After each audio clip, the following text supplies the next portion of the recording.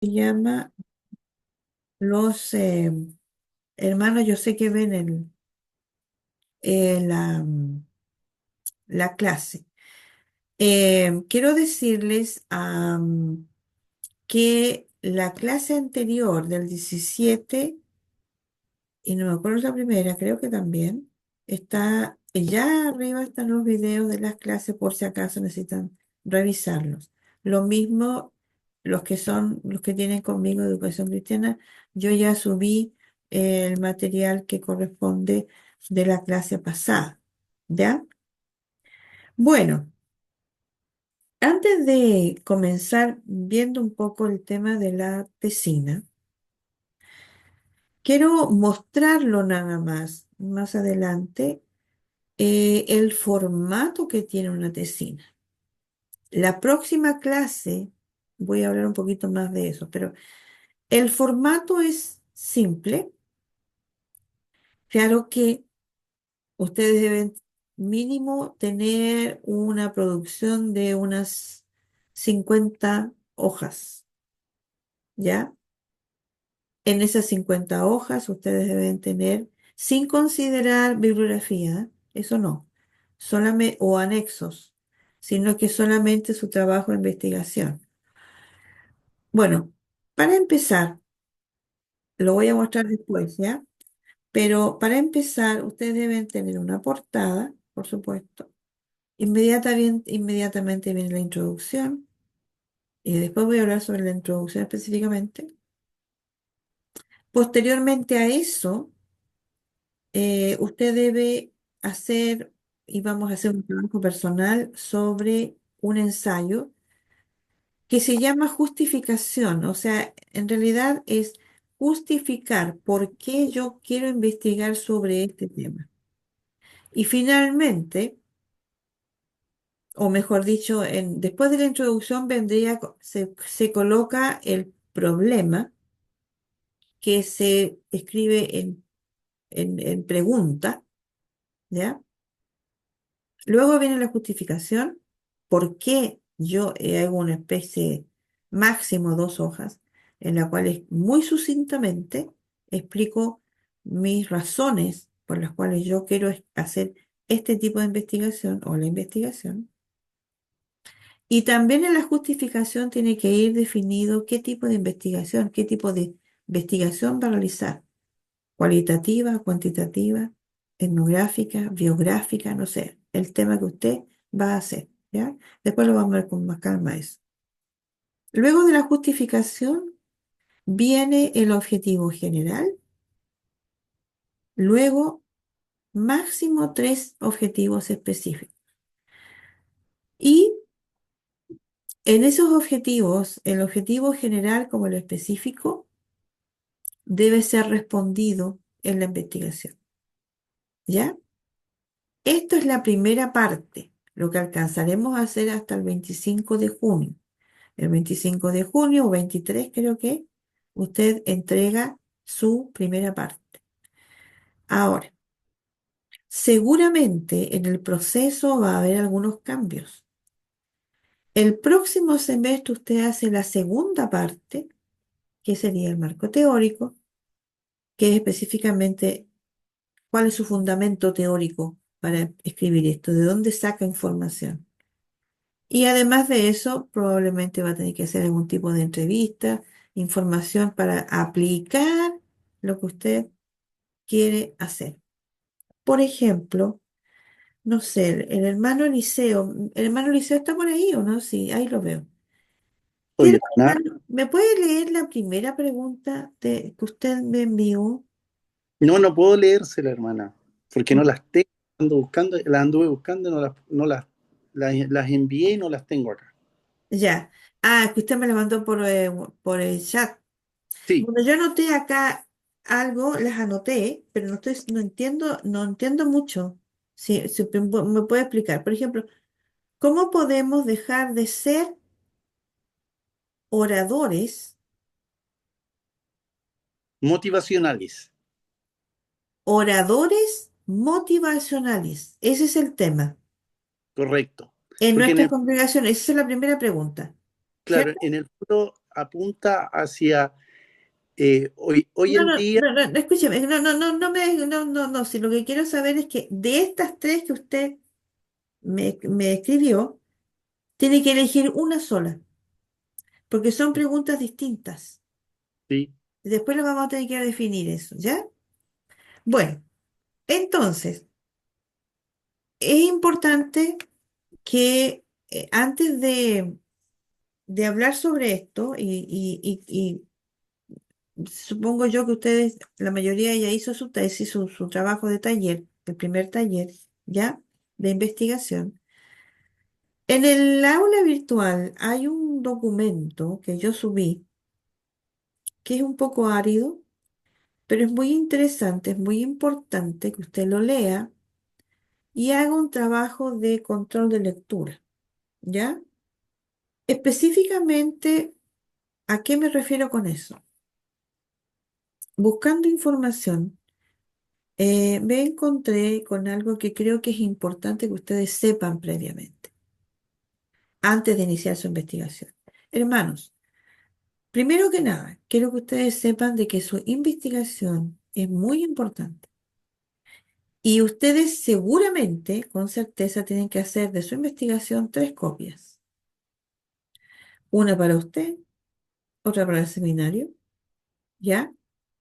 Y o sea, y queda una para la biblioteca del seminario. Ahora, ¿a qué me refiero con eso?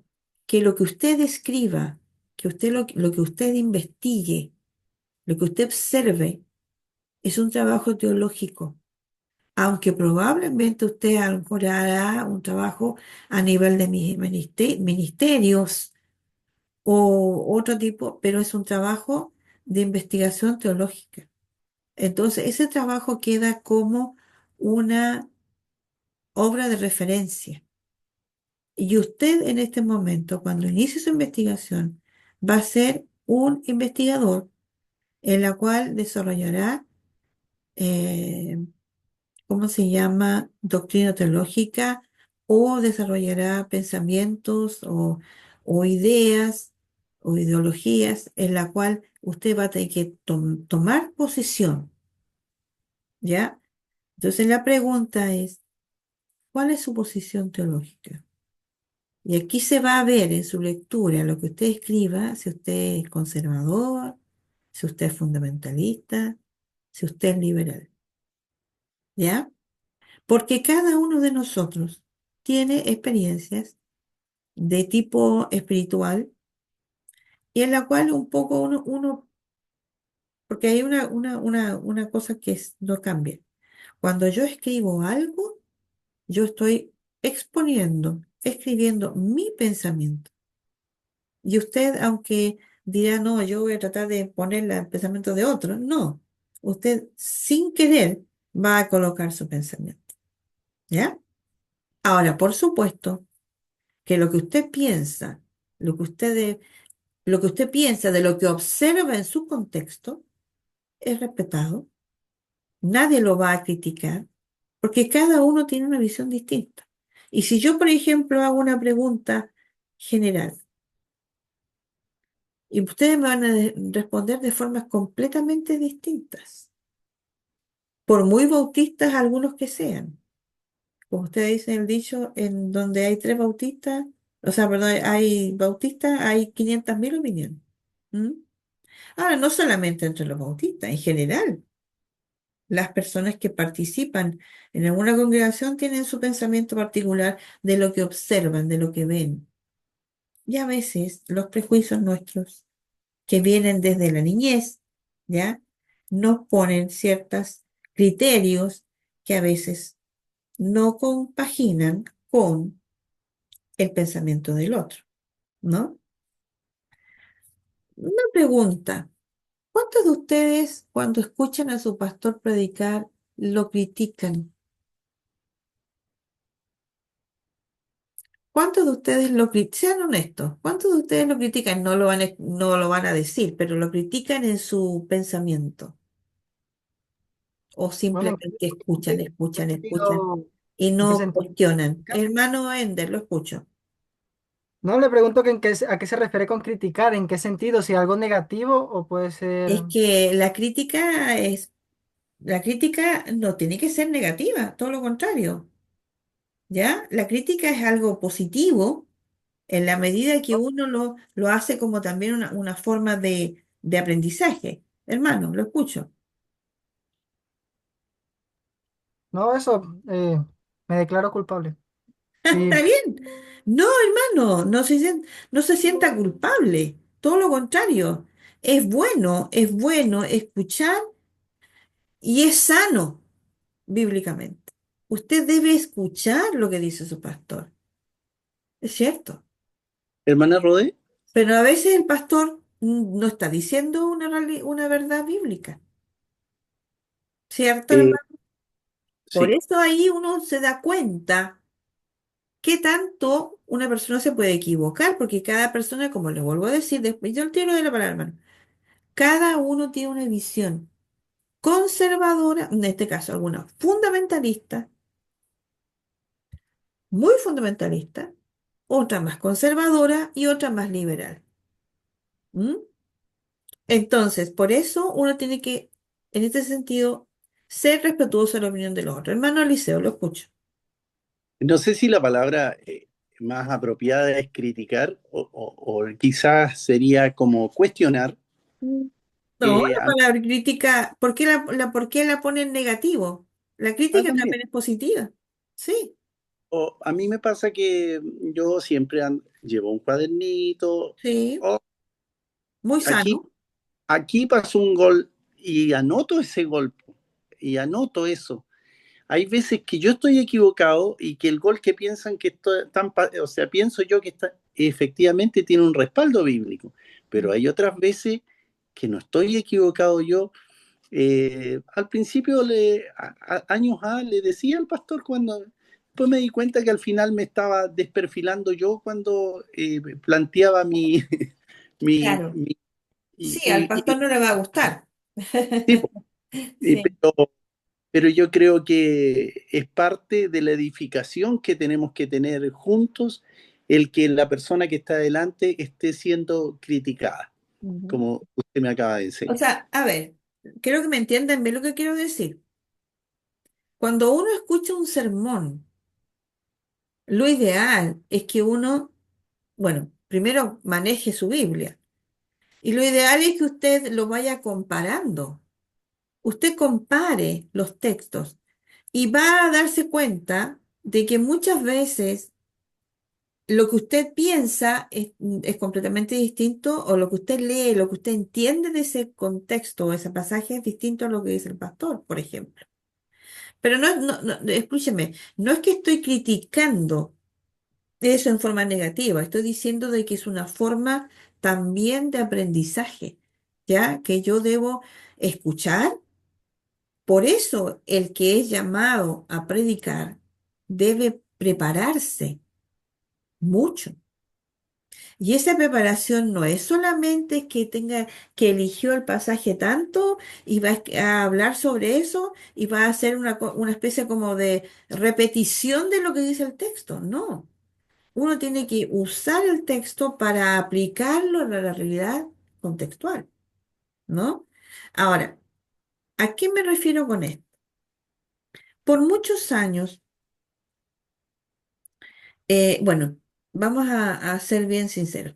Nosotros como Iglesia Bautista, y no solamente los bautistas en general, sino que la mayoría de las iglesias evangélicas latinoamericanas, aquí me voy a meter a la latinoamericana, somos resultado de la misión de las iglesias evangélicas, ¿de dónde? Mayoritariamente. ¿De dónde? Estados No, Unidos. norteamericana, Estados norteamericanas, justamente. ¿De Europa? no. No. Aunque, aunque Inglaterra tiene unos aportes por ahí sí, importantes. pero muy poco. Esto estoy hablando del siglo XIX, a comienzo del siglo XIX, cuando empiezan a llegar los inmigrantes, ¿cierto? A América Latina, cuando el momento, digamos, de la Primera Guerra Mundial, antes de eso, en 1800 y tanto, ¿no? cuando empiezan a llegar los primeros inmigrantes europeos. Ellos traen su culto, pero no traen su teología, ¿ya? Ellos traen su culto, su rito, posteriormente, pero más bien de hecho eso. Ahora, nosotros como iglesias evangélicas nacimos bajo el alero de la iglesia protestante o evangélica, por decirlo así, de América del Norte. Y por muchos años, las iglesias nuestras aprendimos el sistema, la liturgia, la doctrina, etcétera, etcétera, de los textos de lo que enseñaban los misioneros, ¿cierto? Por Ujú. eso, por eso también hay gente que aún recuerda esos tiempos, pero nosotros hace mucho rato que ya no estamos con ningún tipo de hermano misionero. Nos Ya, mandamos a enviar. no, no es que los mandamos, sino que ellos vieron que la situación había cambiado. Ya no había necesidad de que ellos estuvieran acá, porque habían iglesias sólidas, fuertes, con liderazgo fuerte. Eso sí hay que recordar y reconocer que cuando se fueron los misioneros en el año 81 81 por ahí, ¿m? en Hubo la una convención. especie como de acople, las iglesias no hallaban qué hacer porque todo venía de afuera. Entonces, hubo un momento así como que la cosa se puso media complicada, pero se continuó. Pero no estoy hablando de eso, estoy hablando de que en ese periodo, estoy hablando 1940, 30, 20, o pensando acá el 2014, bueno, 2014, el 1914, los primeros años, digamos, del siglo XIX, casi todas las cosas venían de allá. Y también, por supuesto, la teología, específicamente, ¿no? Posteriormente, a ver, ¿alguien me puede decir, conoce algún teólogo latinoamericano de renombre? Argentinos hay unos pocos. ¿Quién? Eh, Uno que se llama Nicolás, es un argentino. ¿Nicolás? ¿Apellido Nicolás? Nombre. Nombre. No hay conozco uno ningún que, Nicolás. ¿Ah? hay uno que tiene Y él incluso tiene un doctorado. Sí, él tiene doctorado, ha escrito varios libros. No sé si será evangélico, no me suena el nombre, pero a ver, hay hermano, uno que ¿sí? Deiros, Sí, que el profesor Pablo Deiro fue profesor mío, corre, ¿sí? Fue mi profesor. él Él es incluso historiador. Él es sí, él historiador tiene más que teólogo, es historiador. Él tiene un una. seminario. No, no tiene seminario. Él fue ¿Y qué? profesor del seminario, fue rector del seminario cuando yo estudiaba. No, no, no, después, después fue. Eh, pero tiene muchas obras, pero basadas en historia del cristianismo, ¿ya? Pero hay otros teólogos, estoy hablando de teólogos latinoamericanos, evangélicos. ¿Conocen de alguien? Samuel Pagán, ¿Ya? ¿Pagan? ¿Qué más? Augusto Nicodemos, ¿De qué país? Brasil, ¿Ah? de ¿Brasil? Brasil. Ya, ok. Miren, los más conocidos aquí actualmente, después de los años 70 en adelante, en el periodo, ¿se acuerdan ese periodo de la historia nuestra de Latina donde hubo movimientos socialistas de derecha, movimientos sociales específicamente, ¿no? En la cual también tuvieron envueltos algunos teólogos. ¿Cómo se llama la teología más conocida y más famosa que nació en América Latina? ¿No la conocen? ¿No? ¿Cómo se llama la la teología teología? ¿Ah? De de la la, de prosperidad. la liberación, No, la prosperidad no. La teología de la liberación. liberación. Sí. La teología de la liberación que Leonardo Boff, sacerdote católico, que me parece que era, no sé si era peruano o era brasileño, no me acuerdo bien. Pero él peruano creo que. Em,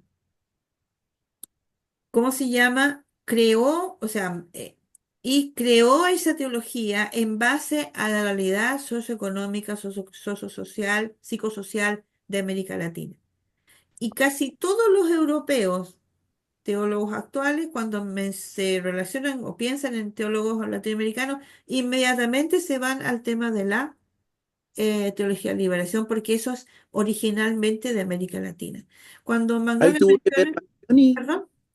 ahí tuvo que ver uno de apellido Bangioni, de los No, primeros, hermano, me parece que voy a tener Virgilio que estar. ¿Quién ha tomado teología contemporánea? ¿Nadie todavía?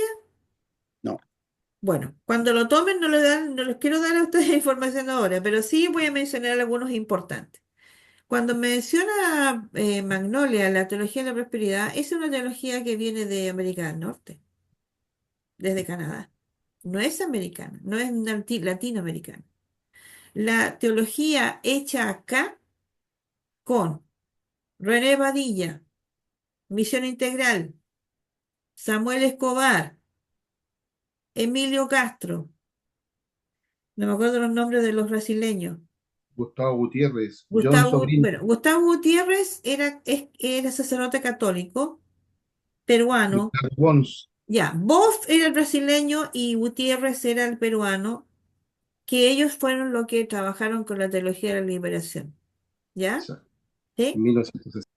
Por ahí. Y todavía sigue siendo importante porque de alguna manera América Latina todavía tiene muchas inequidades de todo tipo, culturales, sociales, políticas. Entonces, de alguna manera, la teología de la liberación, cuando uno la estudia, no es una cosa pegada de los pelos, digamos, sacada de los pelos, sino que es una cosa real, pero desde un punto de vista católico, ¿no? Bueno, ¿por qué estoy hablando de esto? Bueno, voy a mencionar a los teólogos actuales. Por mucho tiempo se pensaba de que las iglesias evangélicas simplemente venían los misioneros y uno se comía sin ningún tipo de crítica la teología de América del Norte. Bueno, posteriormente, años 60, 70 en adelante, hay movimientos sociales donde aparece, por supuesto, la teología de la liberación y entre esos movimientos sociales de políticos, ¿ya? También aparece entonces, y la religión específicamente, aparece la importancia o la opinión de teólogos latinoamericanos importantes, ¿ya? Y entre esos está René Padilla, ecuatoriano, Samuel Escobar, peruano, em, ¿cómo se llama? Deiros, argentino, Emilio Castro, uruguayo, etcétera, etcétera. ¿Ya? Yo les voy a dar un documento para que ustedes lo lean. Ahora, ¿por qué estoy hablando de esto? ¿y chileno tenemos alguno? No, solamente en algunas cosas se podría decir Pereira, Óscar Pereira. Oscar Pereira. Óscar Pereira. ¿Ustedes saben quién era Óscar Pereira? Yo me Profe, convertí cuando predicó el pastor Oscar Pereira, hermana. Muy bien, excelente. El pero hermano ¿por qué Óscar no? Pereira fue un profesor de teología, fue también profesor mío, en el Seminario Teológico en Santiago, Bautista, ahora ya fallecido, pero no es que haya sido el teólogo, bueno, puede ser, yo no conozco ninguna obra de él específicamente sobre teología. Sí que hacía comentarios, ya que también fue de alguna forma participó en diferentes, ¿cómo se llama?, versiones de la Biblia con su pensamiento teológico, ¿no? De Chile. Pero en este periodo, ¿alguien conoce, sabe de la fraternidad teológica latinoamericana? ¿Saben de eso? Mm, mm. Ya, anoten en su cuaderno, no donde en su cabeza, lo que sea. Busque fraternidad, anote. Buscar en internet, en YouTube, donde usted quiera. ¿Qué es la Fraternidad Teológica Latinoamericana?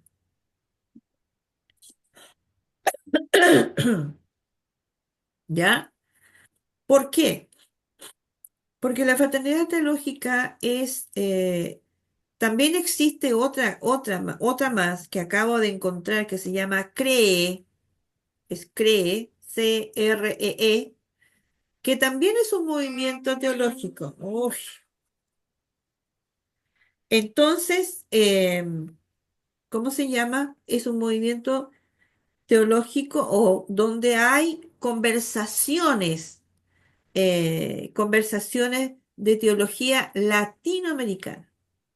Otro importante teólogo que también me hizo clase, ahora que me acuerdo, Juan Miguel Bonino. No sé si lo han escuchado también, Miguel Bonino, que es metodista, ¿ya? Su gran pecado. No, estoy haciendo en broma, ¿ya? Pero era un hombre muy, que tenía mucha información, era un hombre muy interesante de escuchar, ¿ya? Ahora miren, Profe, ¿sí? ¿usted los define teólogos porque han escrito libros, porque han dado clases, porque tienen el título de seminario? ¿Por qué lo define Lo teólogo como... defino como teólogo, o sea, a eso voy. La teología, hermano, no es que sea porque tuvo estudios, porque tiene un doctorado, porque tiene un postilo aquí, no. La teología se hace de forma personal cuando usted estudia, reflexiona, comenta, compara su Biblia. Usted lo que va a hacer, por eso estoy hablando de esto, la investigación que usted va a hacer, es una investigación también de origen teológico.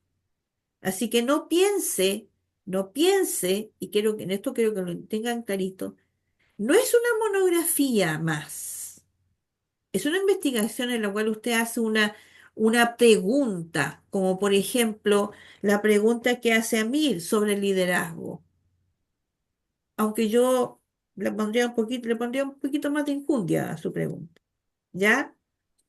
Ujú. O por ejemplo, una pregunta del hermano Eliseo. ¿Cómo intervenir en forma armónica a las personas que dejan de asistir a nuestra congregación? Es una investigación, también una investigación teológica que tiene fundamento bíblico, por eso estoy hablando de teología, ¿ya? Entonces la investigación que yo voy a hacer, a eso voy, es que yo tengo que hacerla en base a mi investigación, por supuesto, pero con fundamento bíblico. Entonces probablemente su pregunta tendrá un resultado positivo o un resultado negativo. Por ejemplo, una pregunta en positivo. Todas las iglesias bautistas de la ciudad de Temuco son grandes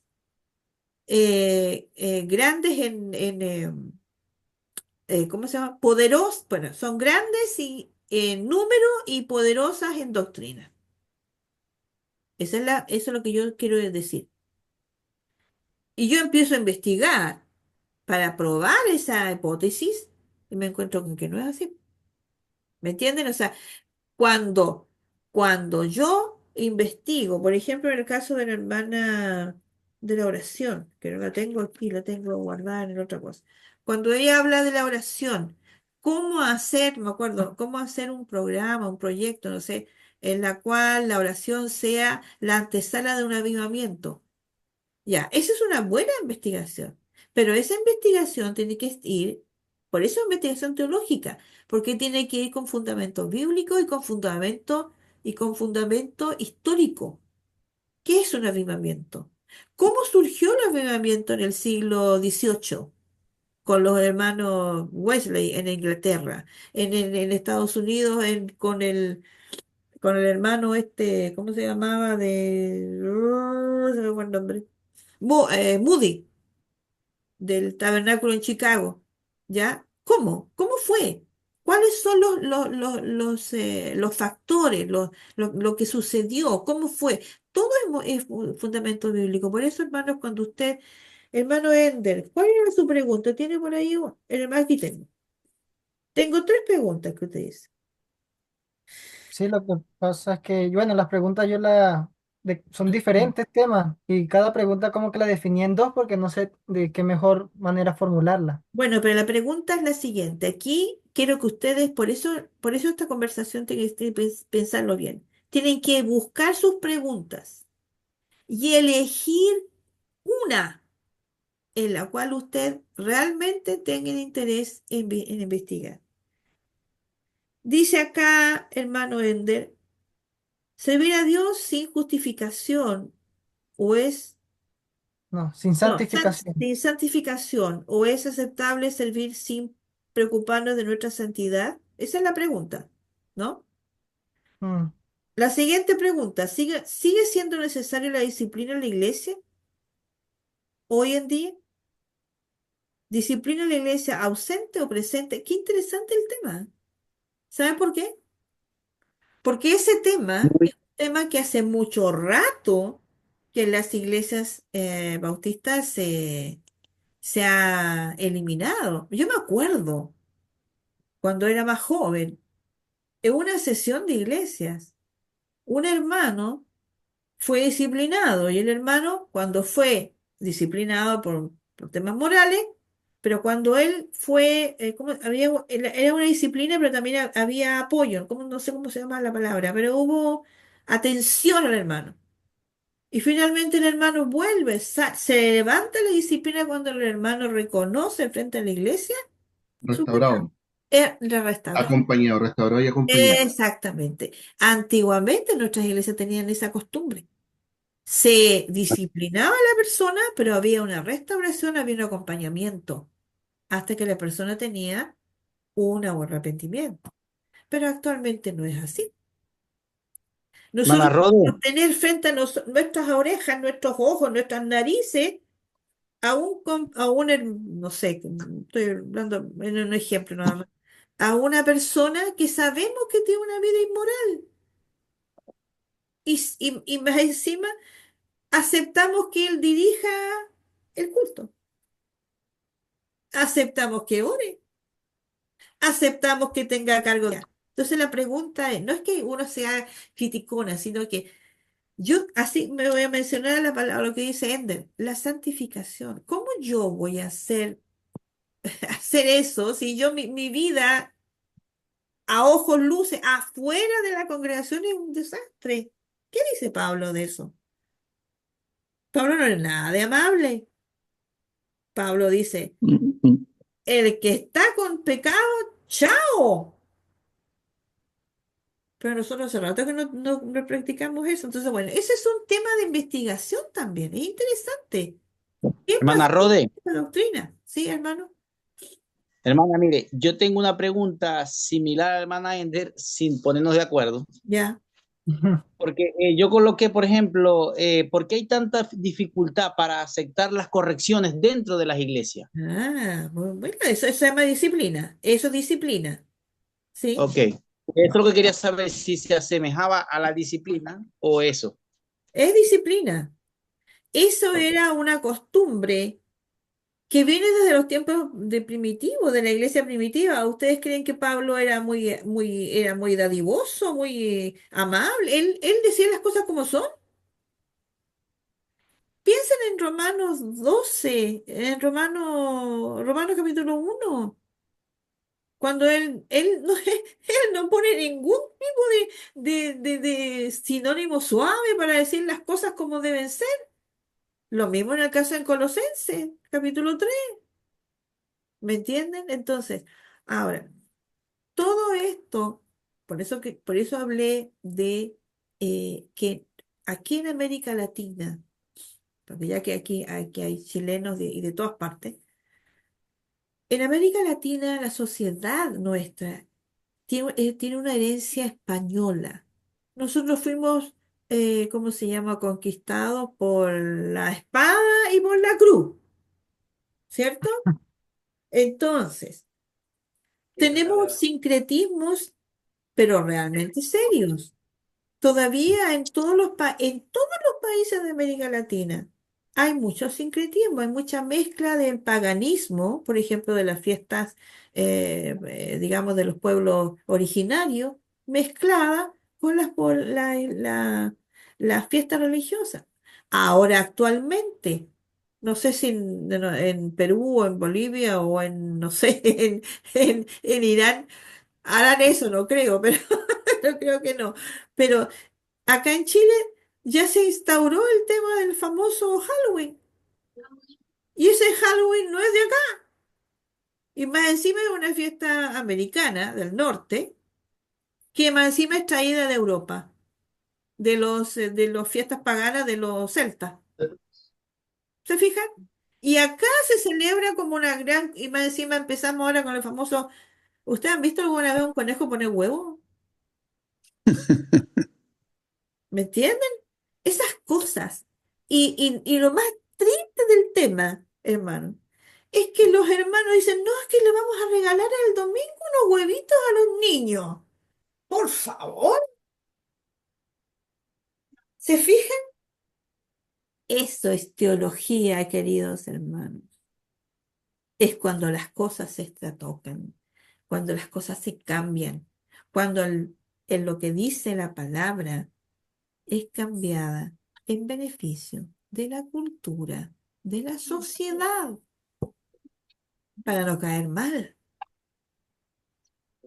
¿Ustedes creen que una iglesia bautista ahora va a aguantarse que el hermano Pérez, por ejemplo, sea sancionado y que sea disciplinado en la asamblea? Se armaría la de Tony Tony. ¿Cómo se les ocurre? ¿Quién se creen que son ustedes? ¿Se fijan?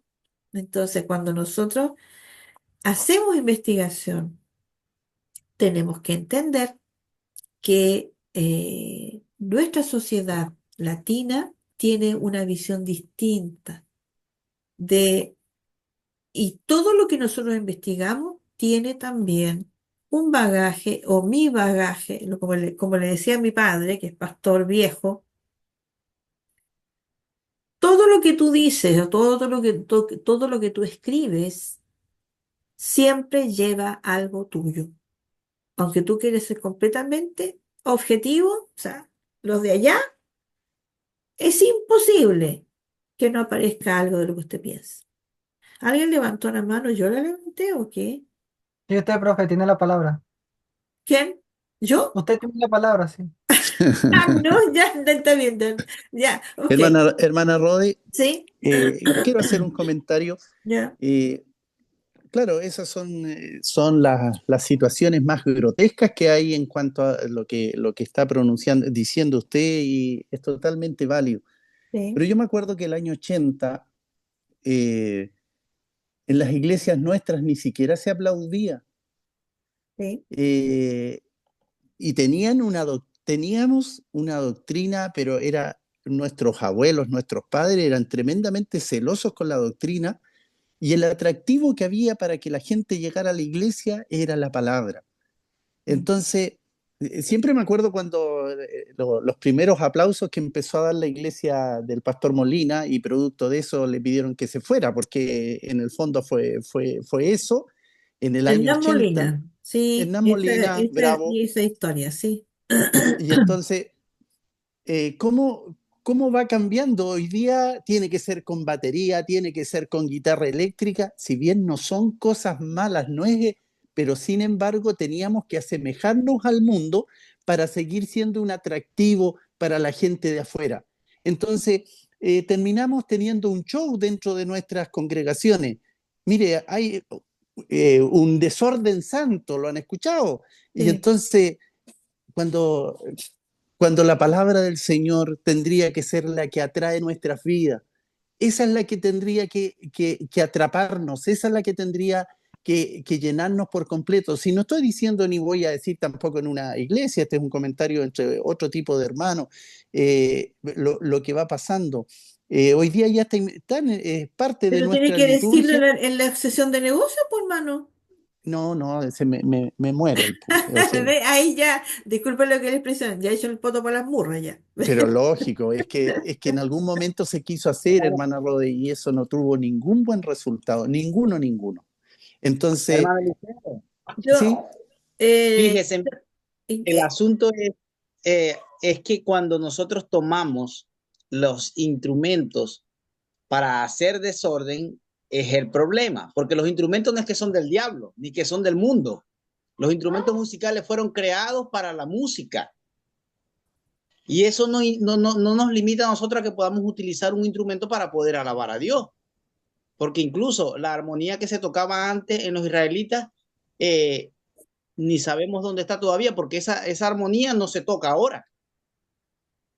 Pero ¿qué quiero decir con todo esto? Que lo que ha dañado esto es el desorden que trata, como usted muy bien lo ha dicho, de imitar al mundo. Eso sí, pero no que el instrumento pueda venir a hacer un daño dentro de las iglesias, no, porque los instrumentos no hacen el daño.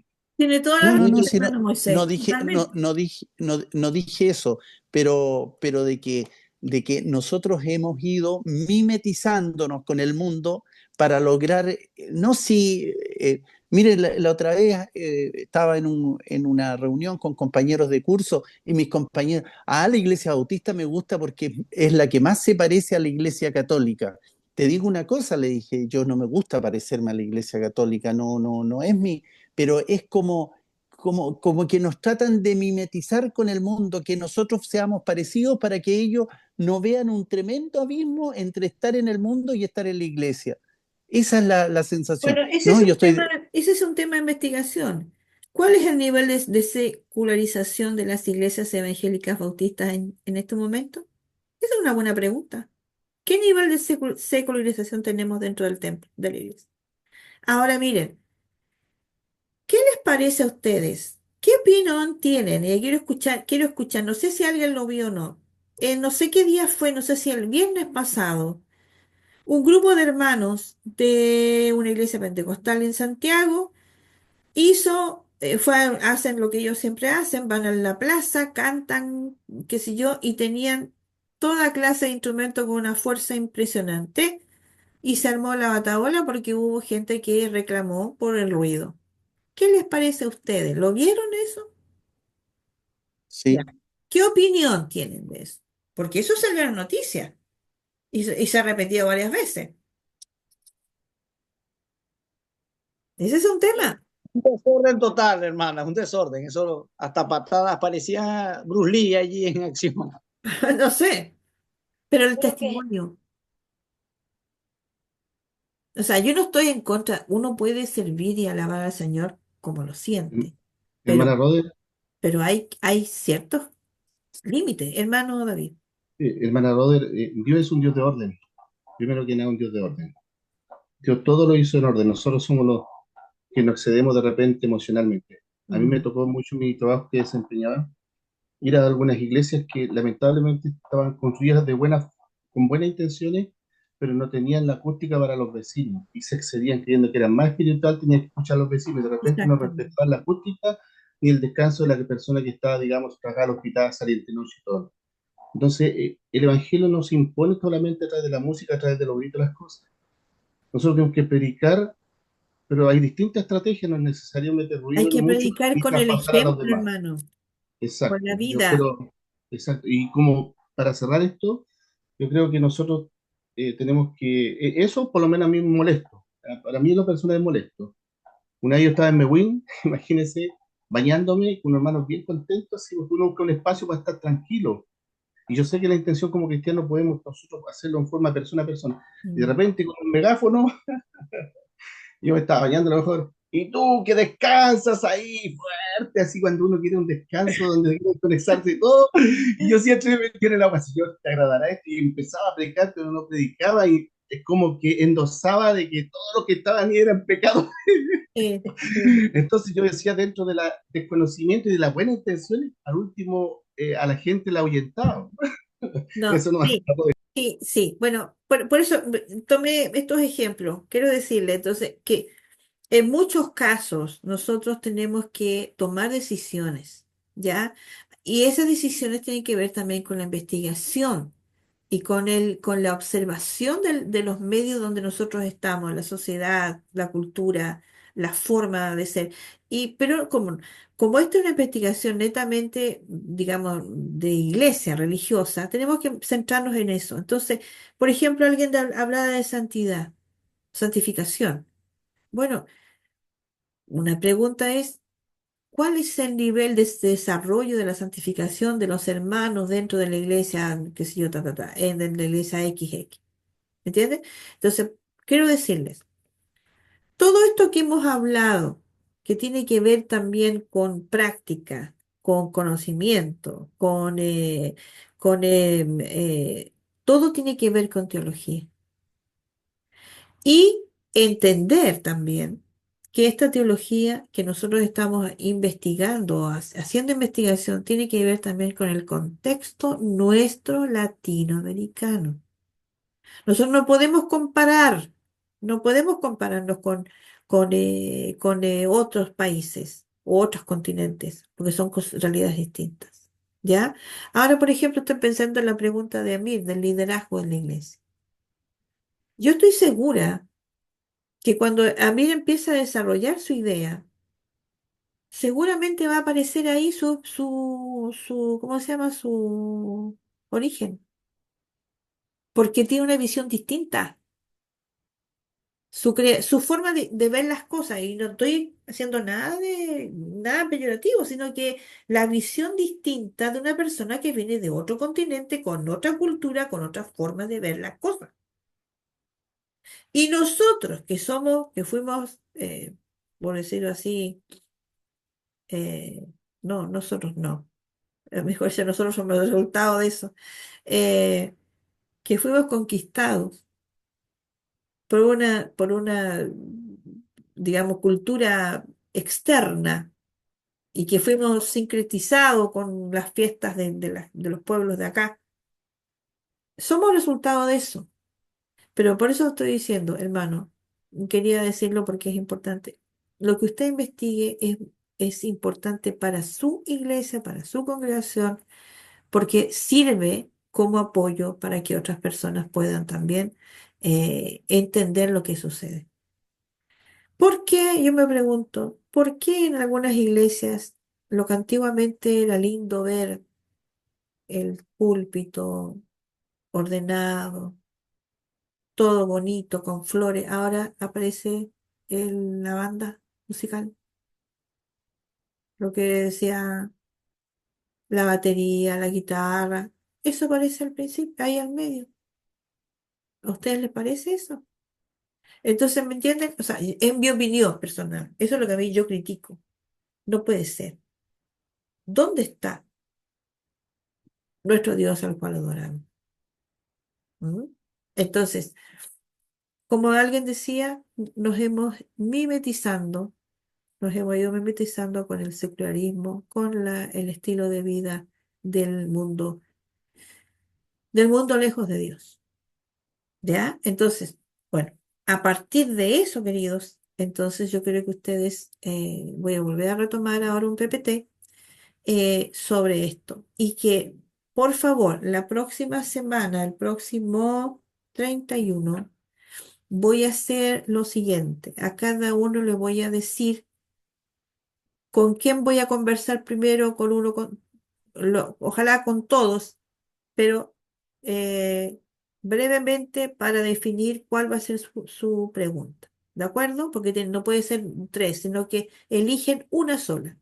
Y de acuerdo a lo que hemos conversado, si usted continúa con esas preguntas que usted se hace, o a lo mejor tiene otra que es más interesante.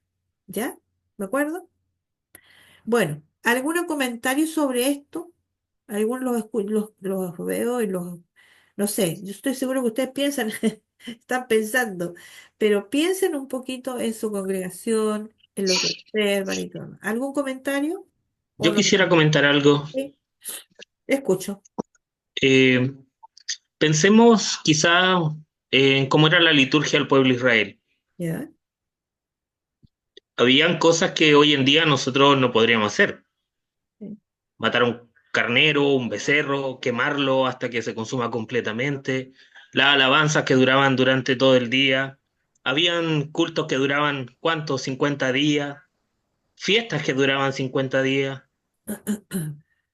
pensar en cómo se desarrollaba el culto dentro de la cultura. No es que nosotros nos culturicemos o nos amoldemos a la cultura en donde estamos, pero ciertamente hay cosas que van cambiando, no es que estemos sincretizando. Yo hablo desde mi iglesia, desde mi iglesia local. Siempre prefiero hacer un comentario basado en mi iglesia local, porque si no entramos en una generalidad y meter a todos dentro de la misma postura o de los mismos errores, eh, creo que no construye mucho. Si en mi iglesia local hay desorden, debo intervenir para que ese desorden no siga en continuando. Si en mi iglesia local veo que hay una armonía entre la alabanza con los instrumentos, con la predicación, que no se da más importancia quizá al testimonio personal, sino que a lo que dice la palabra de Dios, que no se determinan de 2 horas de culto, 1 hora 45 para cantar y 45 minutos para el sermón. Son cosas que deberían gatillar en nosotros ponerle ojo, pero si todo está presentado de una manera que Dios es glorificado, y lo veo dentro de los cultos de mi iglesia local, eh, creo que es el camino. Y Correcto. vemos el respaldo de Dios en cómo se lleva el Evangelio a través de la predicación a las personas, ya sean creyentes, un llamado a la santificación, al compromiso, a la restauración, al perdón, a vivir en amor, y un llamado a arrepentimiento si hay personas nuevas que hayan llegado a congregarse en el día. Si un culto me entrega un abanico completo de eh, instrucción, de exhortación, creo que es la manera. Si algo está fuera de eso, de que nos habla la palabra de que es para edificación de los unos y los otros, en lo que hacemos, hay que ponerle ojo. Eso solamente. Me parece bien. Pero tampoco debes olvidar, Jared, que en la congregación hay muchas personas con muchas visiones distintas y con muchas experiencias cristianas distintas. Probablemente para ti, a lo mejor en un momento determinado es una hermoso, pero a lo mejor para otro no. ¿Me entiendes? O sea, todo eso, todo depende. Y por supuesto, aquí nosotros no podemos dejar de pensar que lo primero es la gloria del Señor, es la gloria a Él, ¿no? Y también tener cierto criterio, cierto cuidado en la forma como uno hace las cosas. Ahora, no sé por qué llegamos a este tema, pero también pienso en los adultos mayores.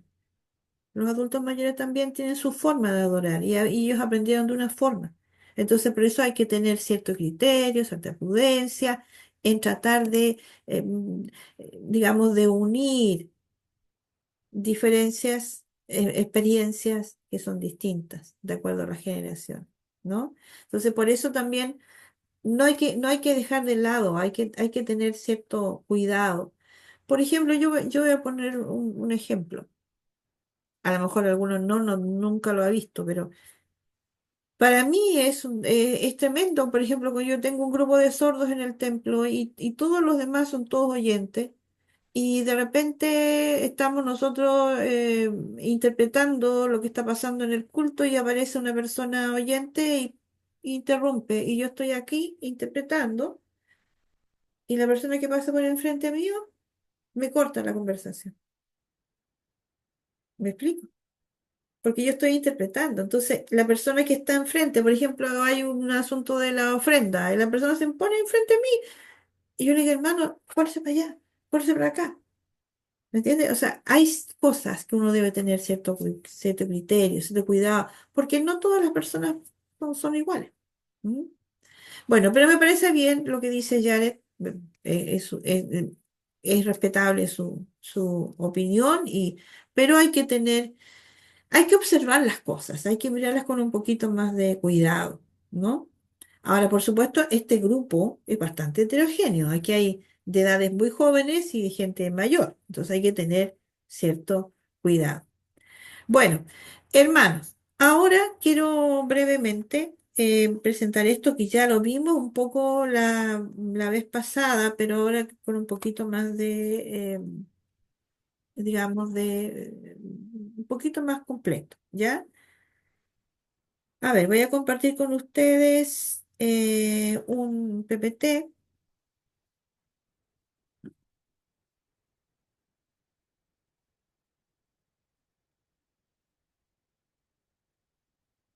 La idea aquí, la pregunta es, ¿cómo surgen las ideas de una investigación? En el taller que ustedes hicieron, yo pregunté, ¿qué es lo que era una investigación? ¿Cuándo es una investigación científica o social? O si todas las investigaciones son científicas. Bueno, yo quiero decir esto importante. Todas las investigaciones, incluso la que usted va a hacer, es una investigación científica, ¿ya? Todas, que tiene ciertas normas. Porque lo científico no significa que sea solamente de biología o de... No, científico se refiere a método, ¿ya? Método científico. Entonces, lo que usted va a hacer también tiene un método y por eso también es investigación científica, ¿ya? Que quede claro eso. Ahora, dice información de contexto, lo que vi anteriormente, cuál es su investigación, cómo descubrió este problema. Por eso quiero que vuelvan a pensar en las preguntas que hicieron. Vuelvan a pensar. Y elijan de esas tres que ustedes escribieron, elijan una. ¿Ya? ¿Cómo obtuvo la información para investigar este problema e intentar solucionarlo? ¿En entrevista o cómo lo va a hacer? ¿Experiencia personal, libros, internet? No sé. Ahora, ¿qué me motiva? ¿Qué me motiva a mí a investigar el tema que yo elegí? Inspiración basado en los intereses personales del investigador, pero no es suficiente. Debe acotarlo. O sea, yo me puedo inspirar en un tema, pero tiene que ser bien, bien agotado, no puede ser tan grande. También la oportunidad se presenta la necesidad para la comunidad o la institución, o porque existe un fondo para realizarla también. Necesidad de cubrir un nuevo campo de investigación, un fenómeno emergente. Fíjense, el fenómeno emergente, o no, ya no es fenómeno emergente. Por ejemplo, el suicidio adolescente. El asunto del cambio de género. Hay iglesias que tienen ese problema. Hay hermanos, ciertos hermanos que lo han dicho, no es una cosa generalizada, pero sí existe el problema del suicidio, sí existe el tema de la depresión, sí existe el tema el asunto de ¿cómo se llama? Diversidad, este asunto de género, que también los adolescentes están en esa función. Entonces la pregunta es, aquí entramos nuevamente. ¿Dónde está el fundamento bíblico para eso y todo eso? ¿Cómo debe responder la iglesia o el liderazgo de la iglesia?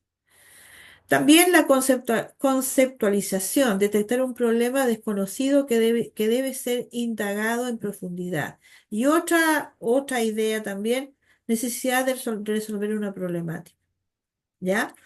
A lo mejor para usted, alguien que decía, me interesa a mí cómo hacer o qué método o qué plan o qué proyecto me puede ayudar para tener una mejor comunicación con las personas que vienen llegando a la congregación. O que ellos tengan realmente como una doctrina o una base bíblica doctrinal profunda. ¿Cómo hacerlo, por ejemplo? ¿Ya? Después. Esto es una cosa que quiero decirlo también porque la mayoría de las ideas iniciales son vagas y probablemente ustedes aquí al volver a leer lo que escribió, a lo mejor probablemente no le va a llenar, no va a estar de acuerdo, no sé. Necesitan ser analizadas con cuidado, ¿ya? Porque posteriormente si usted se queda con eso, a lo mejor no va a encontrar ni siquiera información, no va a encontrar nada que le pueda ayudar para hacer la investigación porque usted tiene que tener marco teórico, tiene que tener libros, tiene que tener experiencias previas qué sé yo, para poder realizar su investigación, tiene que leer mucho, ¿ya? Para que se transformen en planteamientos más precisos y estructurados, el investigador debe familiarizarse con el tema, el campo donde se desarrolla, buscar fuentes que le otorguen conocimientos para iniciar la investigación, considerar la utilidad de la investigación y tener la problemática acotada. La hermana Patricia hablaba de la temática de la doctrina, el trabajo doctrinal o enseñanza para los, por lo que entendí yo era, vale la pena, no sé si estoy de acuerdo, no sé si está de acuerdo o no, me la parece con lo que estoy diciendo yo, pero lo que entendí yo, ¿vale la pena hacer clases de adoctrinamiento bíblico antes de que las personas sean bautizadas? No sé si está bien lo que entendí, pero la idea es que yo tengo que tener claro, ¿ya? ¿Qué es lo que yo voy a investigar?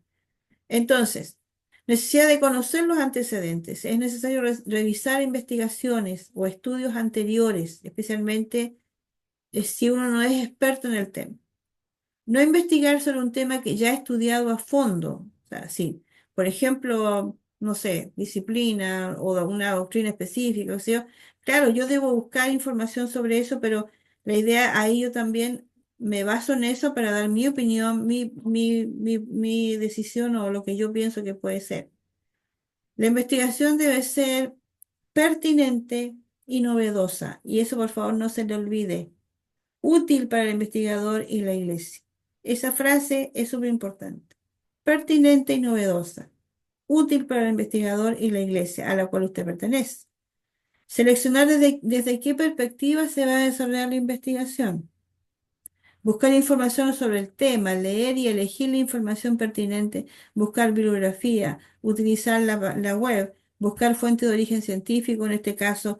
En este caso, si necesita información, no vaya solamente al libro, sino que busque en la Google Académico, esto que son cosas serias, digamos, de textos serios de trabajo bien desarrollado que le pueden servir.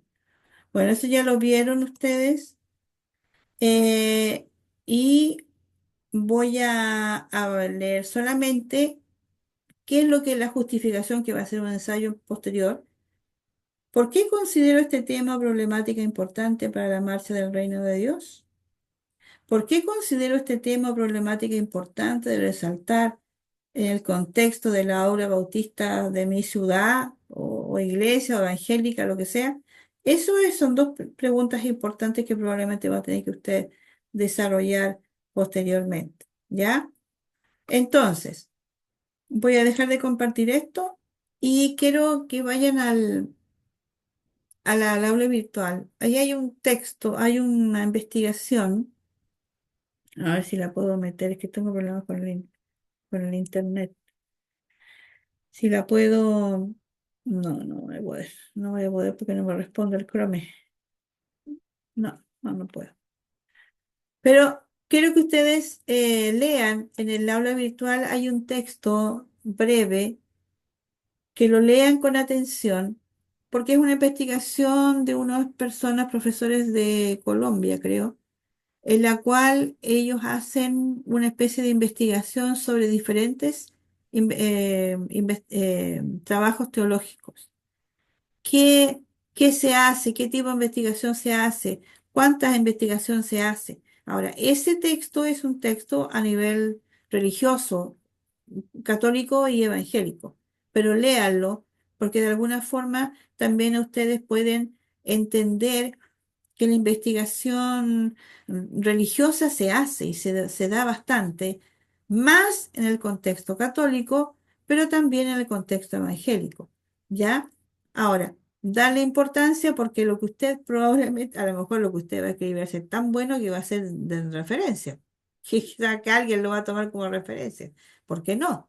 Porque uno ahí descubre sus talentos y sus capacidades, capaz que usted es eximio escritor y no se da cuenta, no sabe.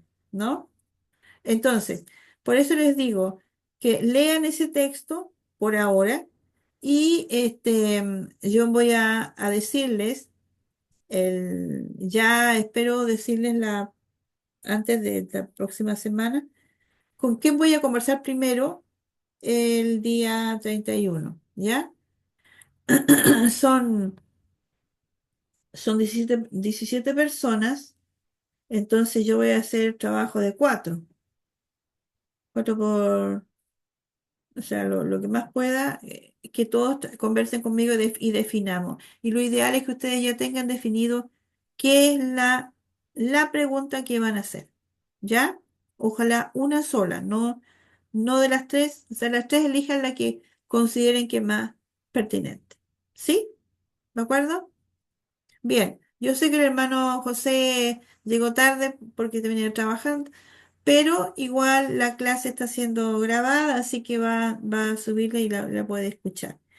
Hermanos, Gracias. ¿saben lo que tengo en mi mente en este momento? Es que lo que hemos conversado, realmente somos complicados los bautistas, ¿ah? Cada uno tiene su propia opinión aquí, todo el mundo la hace valer. Somos complicados, somos complicados. Pero lo importante, hermano, es que uno tiene que también plantear su pensamiento. Seguramente, cuando ya tenga todo más o menos organizado, vamos a tener que buscar un profe del seminario que le va a revisar su trabajo, su obra, y va a decirle esto sí, esto no, no sé, ahí probablemente va a ser así. Pero lo importante, hermano, es que estamos en un mundo social, contemporáneo, actual, muy divergente, muy divergente, en donde los hermanos evangélicos, a algunos se les va ¿cómo se llama? Se les va, no piensan en lo que están haciendo, sino en lo que yo considero que es importante para mí nomás. Las No, cabras pa'l monte, como se dice por ahí. exactamente, no lo quería decir, pero eso es, se le van las cabras para el monte. Y en este caso, los evangélicos por muchos años nos hemos quedado en el molde nosotros no decimos nada, no opinamos nada, pero últimamente no están así. También hay otro tema interesante, no sé, no lo voy a, no lo voy a discutir, pero sería interesante. ¿Se han fijado ustedes que en Chile hay un partido político que es de los evangélicos? ¿Cierto? En Perú también, en Brasil igual, en Colombia creo que también. Los evangélicos en general se están metiendo en el mundo político, ¿no? Ese es un tema interesante también. En Venezuela se lanzó un pastor a presidente el año pasado. Ya, ¿ves? También. Hay movimiento político subterráneo evangélico, ¿ya? Que por la ingenuidad de los evangélicos, los políticos avesados los manipulan más o menos. No estoy en contra, porque también hay que ser bien claro en esto, no estoy en contra de que haya hermanos que participen en política. Creo que está bien, porque también es parte del mundo nuestro, y si nosotros tenemos la habilidad, ¿por qué no? Pero es un mundo muy peligroso, porque si uno no tiene claro o no tiene verdadera convicción de lo que cree, fácilmente lo pueden dar vuelta. Entonces, se fijan, ese es un tema también interesante. ¿Qué influencia tienen los evangélicos en el mundo político?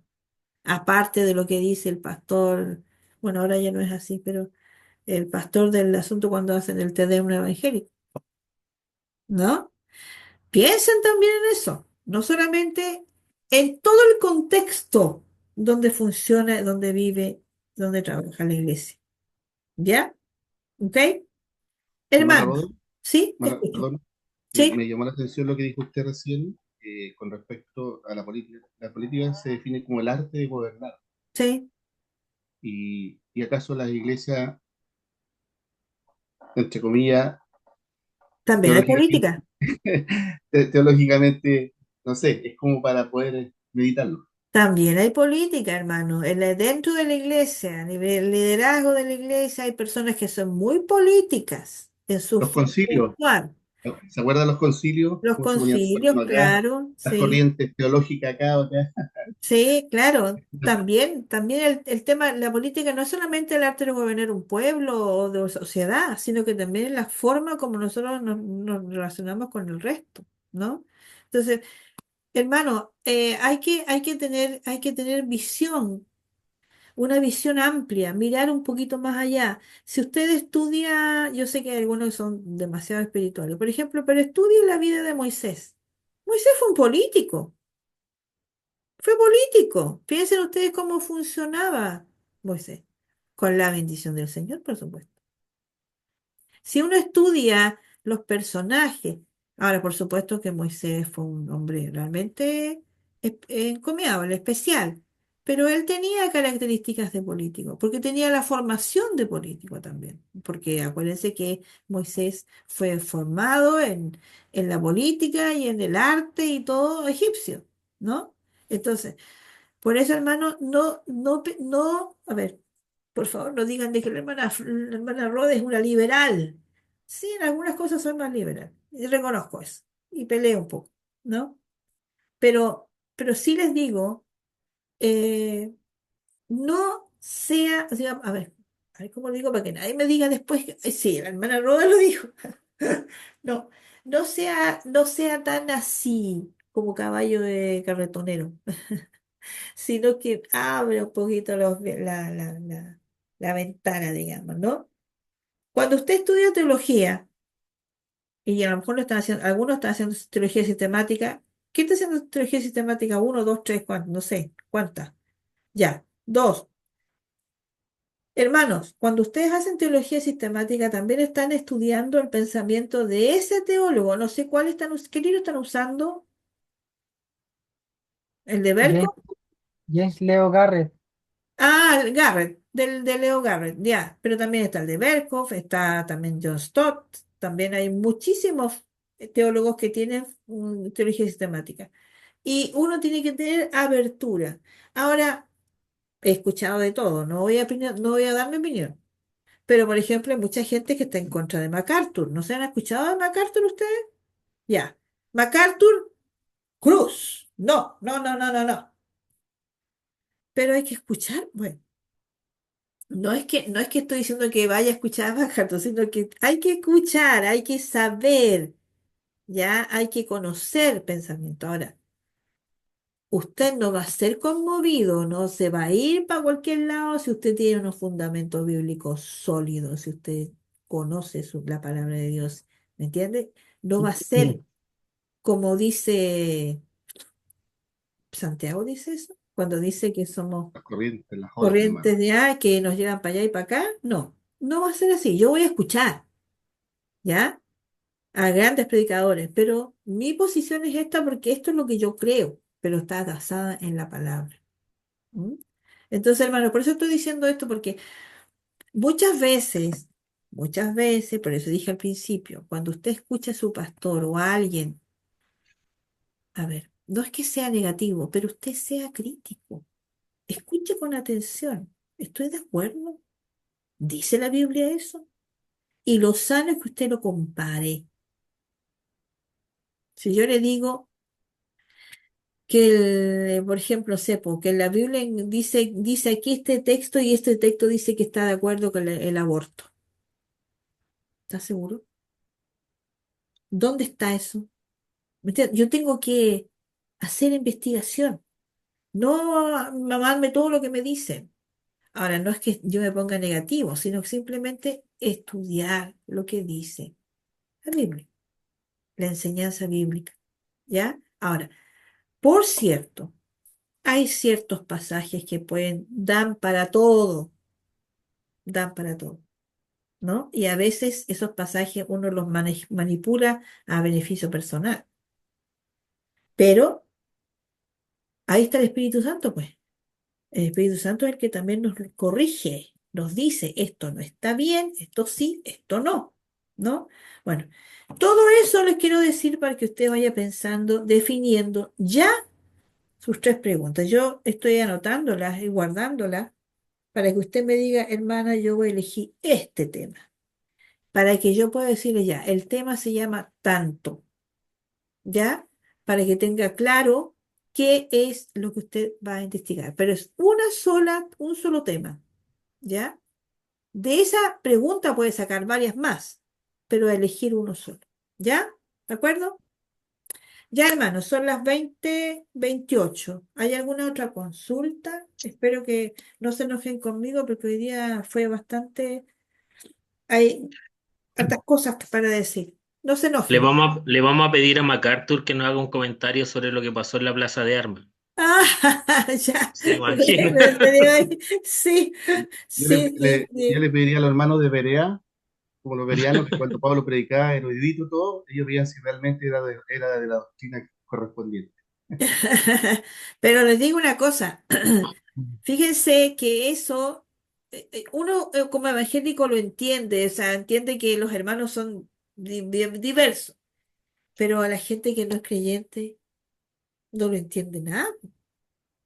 Todo lo contrario, Pero, ahí están los locos de los evangélicos, ¿no? profesora, Sí, puedo sí, por voy a supuesto. ser bien breve. Me dejó dando vuelta lo de la política con nosotros como cristianos.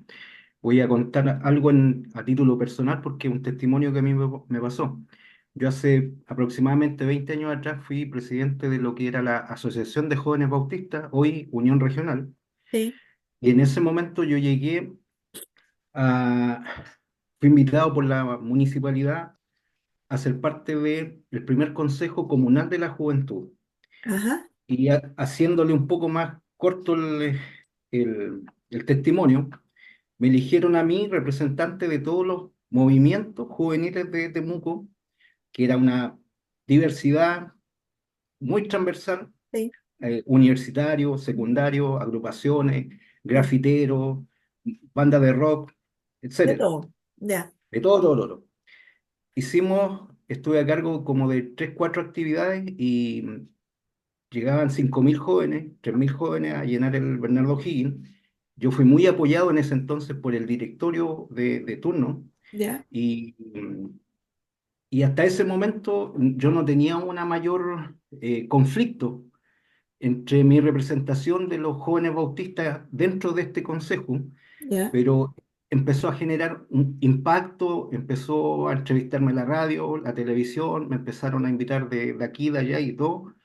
Y eso al alcalde de turno, que fue el que tenía este programa, le, le llamó la atención. Entonces mandó a buscarme, a llamarme, y su asesor me dijo, el alcalde necesita conversar contigo, y, pero lo que va a preguntar, sin mucho rodeo, es de que te va a plantear que tú tienes que ser parte de la juventud de la DC porque era un alcalde de C ok. en Ajá. ese Ah, está tiempo. hablando de desafío.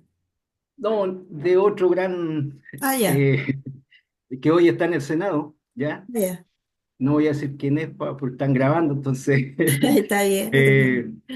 quiero ser prudente, pero el testimonio fue de que la pregunta fue de que eh, estaban viendo un gran movimiento, una gran dinámica en la juventud, no digamos de toda la población de Temuco, pero sí había evidencia y ya habían sido muchas cuestiones que están dando resultados y programas que estábamos apoyando.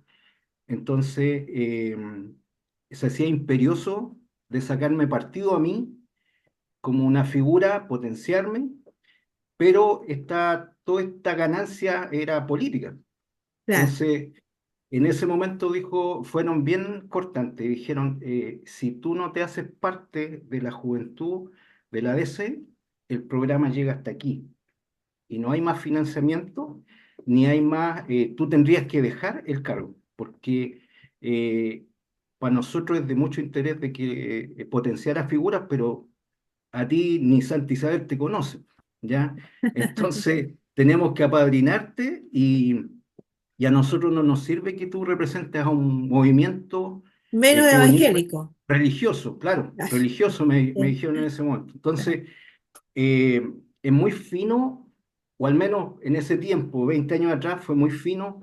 Yo no alcancé a pedir consejo con ningún pastor, con nadie.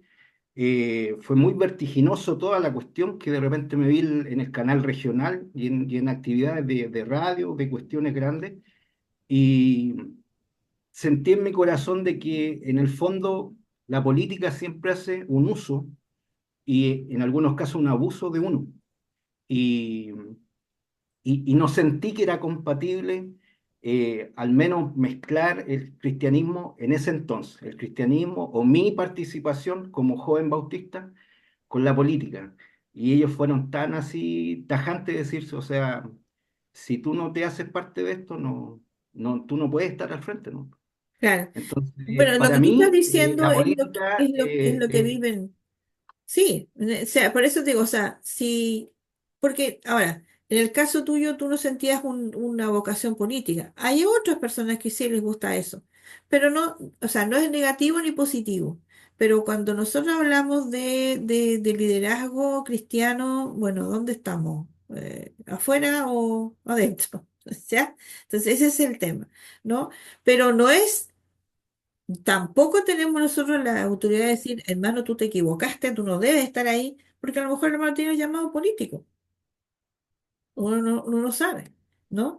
Por eso, hermano, bueno, son temas muy interesantes que hay que ver y bueno, también son temas de investigación, especialmente con el tema de cómo, para dónde va la iglesia en este sentido, porque como especialmente ahora que estamos en onda de política y todo el mundo habla de político y de esto y esto otro, bueno, dónde va la iglesia? ¿Para dónde va? Porque hay algunos hermanos que consideran de que la iglesia debería ser un poco más metida en el tema, más, opinar más, qué sé yo.